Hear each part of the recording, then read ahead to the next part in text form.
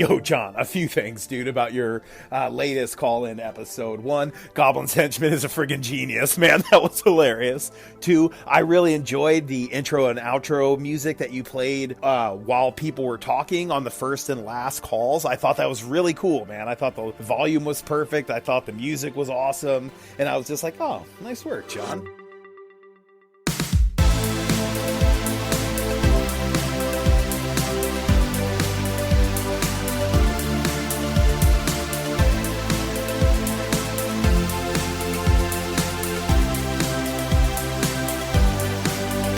Welcome back to the Red Dice Diaries RPG podcast, and before the music there we heard from the inestimable Joe Richter. Thanks very much for that call in, Joe. Always very much appreciated. I'm glad you enjoyed the music. Some people are not so keen, some people seem to like it, so I'm probably going to mix it up and do it a little bit on a case by case basis. But since you said you liked it, I've included it in this voicemail episode. But I sort of cut Joe off halfway with the music, so let's hear the rest of what he had to say. What Jason was saying about natural healing and stuff, and poultices and salves and natural stuff, I think that's awesome because, like you pointed out, John, we've been using natural healing since humans were a thing, and some of them actually really, really work, and that's cool. I really like Pink Phantom's idea of the 1d6, 2d6, or 3d6, depending on if you're trained or not. And yeah, man, it was just a really awesome episode, dude. Peace out. Thanks again, Joe. That was, of course, Joe from Hindsightless. If you've not checked that out, I suggest you do so. But yeah, I love all of this like herbal sort of botany stuff in D&D. I've got so many books on game books related to it, and like real world books, and it's great. And in fact, one of my favourite comedian skits, I forget who it's by, is where he says, oh, people say that you can't argue with natural medicine.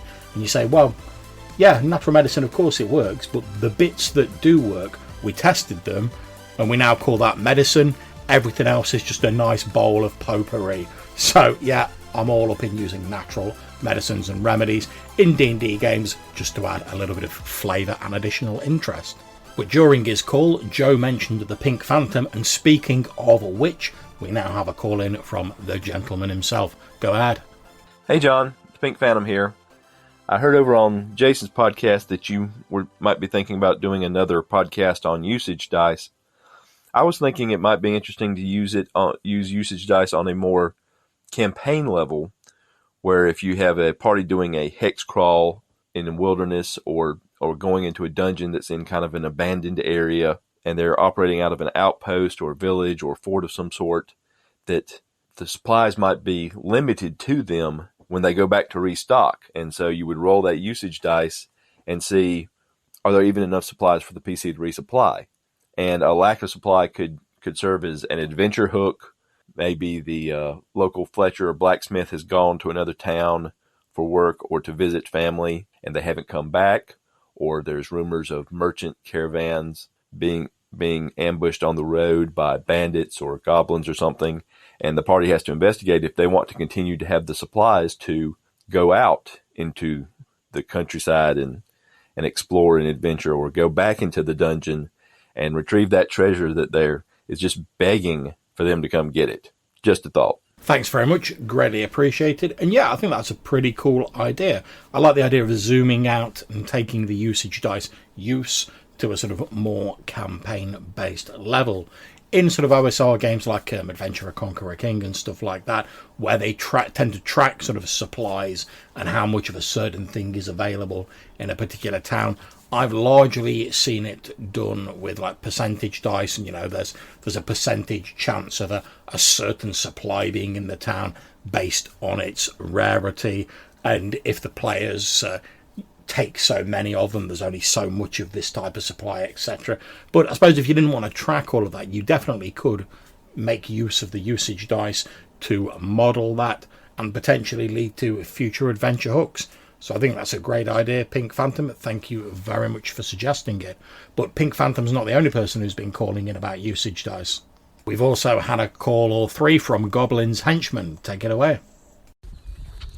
Hi John, Goblin's Henchman here. So I think usage dice are interesting. I think it's one of those things that I think very much should be kept in the sort of DM's tool bag. I can imagine like a magic item working on that principle or something. That might be nice. a bit like a Wand of Wonder, has an element of unpredictability. I've never played the Black Hack, but I'm sort of familiar with the concept. It did make me wonder whether, and I did write a blog post about whether you could replace hit points with usage die. The idea being that you have these step downs every so often, which reflect significant wounds rather than insignificant. The nice thing about also usage dies is when you get down to that low end, you can actually keep surviving even if you're hit, because that was the idea behind this. You test it once you get hit. So if you're that first level character, you might be able to take 10 hits from an orc because they're all grazers. Anyway, that's just something to think about. Cheers. Yeah, I think that's a very interesting idea, and I know that Dungeon Crawl Classics uses like a dice chain of some kind, but to be honest, although I've got the Dungeon Crawl Classics book and I'm actually reading my way through it at the minute, I'm not really familiar enough with it to speak with any authority about how exactly the dice chain system works in that game. But I know they have something. It's not strictly usage dice, but it uses that whole dice chain idea of, you move up a type of dice, or you move down a type of dice as various events occur. So I definitely think, if you wanted to model a slightly more sort of a cinematic game, people can take like 15 hits from an orc at level 1 or whatever, you definitely could use that potentially as an alternative to hit points. Like you say, depending on what class you have determines what dice you start on, and maybe each time you take a hit you roll that dice. If you get a certain number, it steps it down on the dice chain. When you do healing, it perhaps steps it up on the dice chain, and you could certainly use that if you wanted an alternative to hit points. And the flip side of that is the other way around, where if you're a 10th level fighter fighting orcs or something, you can take, 12 or so hits before you go down, whereas with the usage die mechanic, if you're unlucky, you could be out of the game in three good stabs, because they're all significant wounds. Anyway, like I said, it wasn't intended to be definitive redefining of hit points, just a different way to model it. And people did grumble about it. Obviously, the old Reddit complaining crew who don't like a concept. But the people say it was more rolling, but actually it's not necessarily more rolling, because you're just replacing one box with a different box. You don't run for damage. You just decide if it's a wound or not, essentially. Anyway, okay. Cheers, fella. Bye.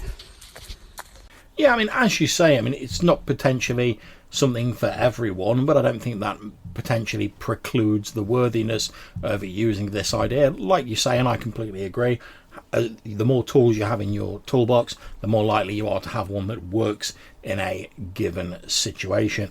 And I know that one of the sort of OSR sort of like very streamlined games, I forget whether it's Maze Rats or Knave, I know that doesn't have you track whether you hit someone, you just do damage, although it might be into the odd actually. I forget, sorry, but memories are getting on a little bit.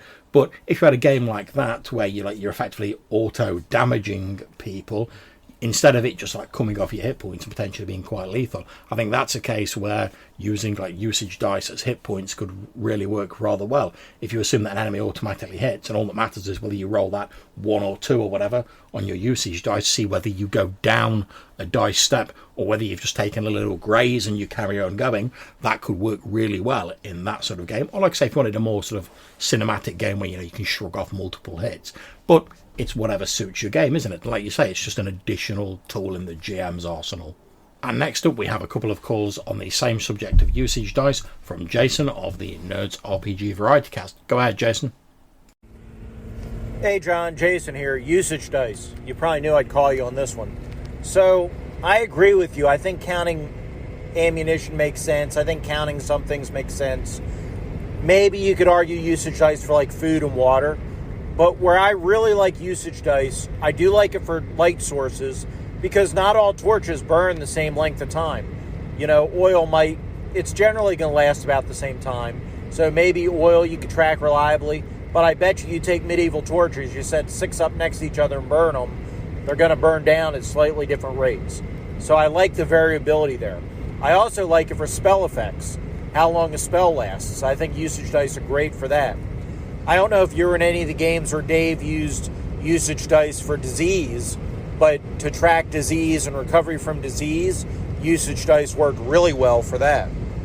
Thanks for the call in, Jason. I don't think I played in any of Dave's Black Hack sessions where disease was modelled. But yeah, I think that's a great use for usage dice. Anything where there's an element of uncertainty about how long it's going to last, be that arcane effects, the length of time it takes a disease to run its course, a torch, how long it takes to burn down, I think are a great application for usage dice, because you can sort of guess I'm probably going to get about this long out of it, or it's going to last about this long.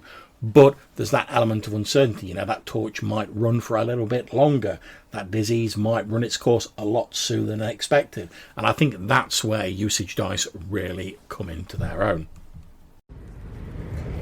So for variable effects, I really like usage dice for things that, aren't a constant. How many arrows you have in your quiver if you buy a dozen arrows is a constant. But how long that torch might go, or how long that web spell might hold something, that's not a constant to me. So I really like using it for those kind of things. But I will tell you a time it makes sense for ammunition. Let's think about D&D. D&D has the missile fire and the melee are totally different things when you think about it, right? Melee is a flurry of blows. A missile fire is a single missile. Kind of weird, especially when you think about AD&D, where they're minute-long combat rounds. If you do the usage die thing, now your missiles can be a flurry of missiles, just like they're a flurry of bows. So actually, it adds verisimilitude to the game. What about that?